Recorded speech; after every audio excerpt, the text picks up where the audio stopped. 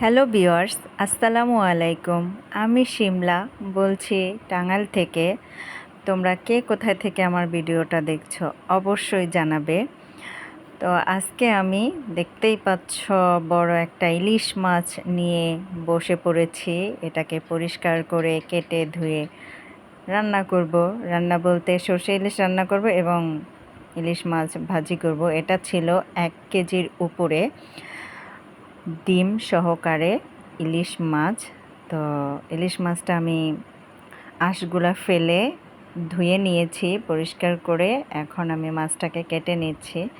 তো মাছের ভিতরে ছিল ডিম, ইয়াম্মি ডিম আমাদের খুবই পছন্দ। ইলিশ মাছটা খেতেই আমাদের অনেক পছন্দ, তবে আমার ছোট মেয়ের পছন্দ নয়, আমার বড় মেয়ে এবং আমি খুব পছন্দ করি।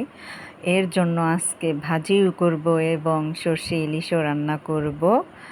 তো আমি যেগুলো রান্না করব সেগুলো পরিষ্কার করে নিয়েছি ধুয়ে। এই তো হলুদ দিয়ে এবং শুকনা মরিচের গুঁড়ো, হলুদের গুঁড়ো দিয়ে একটু মেখে নেব। আর কয়েক পিস ভাজি করব। আর সর্ষে ইলিশ রান্না করার জন্য এর জন্য রাঁধুনি সর্ষে যে প্যাকেট আছে ওই মশলাগুলো আমি গুলে নিচ্ছি।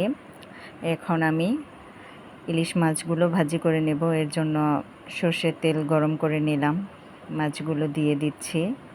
এই তো দেখতেই পাচ্ছ, এখন মাছগুলো ভাজি করে নেব। তো ইলিশ মাছ খেতে কার না ভালো লাগে। ইলিশ মাছ যদি ভাজি করা হয় সর্ষের তেল দিয়ে আরও খেতে সুস্বাদু। এই তো আমার ইলিশ মাছটা হয়ে গেছে। তেলটা গরম ছিল বিদায় আমি সর্ষে ইলিশ রান্নার জন্য মশলাগুলো মাখিয়ে দিতে পারিনি। পেঁয়াজ মরিচ দিয়ে সব মশলাগুলোই আমি একটু একটু দিয়ে নিয়েছি।